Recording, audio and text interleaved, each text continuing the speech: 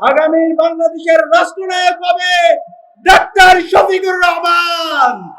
যেই জমিনে শহীদদের রক্ত পড়েছে সেই জমিনে ইনসাফ বিজয় হবে ইনশাআল্লাহ। সম্মানিত উপস্থিতি,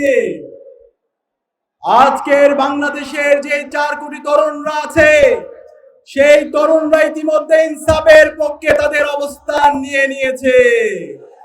বাংলাদেশের 5টি ছাত্র সংসদ নির্বাচন হয়েছে।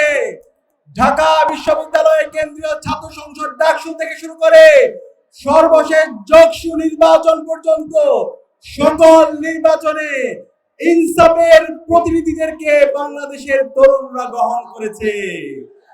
আসন্ন 12 ফেব্রুয়ারির জাতীয় নির্বাচনে বাংলাদেশের মুক্তিকামী ছাত্র জনতা, সর্বপর্যায়ের নাগরিকরা ইনসাফের প্রতিনিধি, ঐক্যবদ্ধ বাংলাদেশের প্রতিনিধিদেরকে বিজয়ী করার জন্য তারা মুখিয়ে আছে।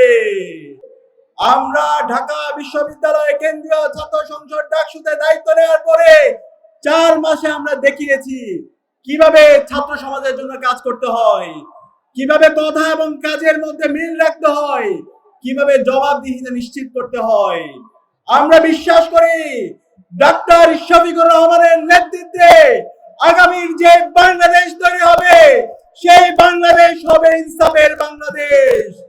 আগামী বাংলাদেশের রাষ্ট্রনায়ক হবে ডাক্তার শফিকুর রহমান।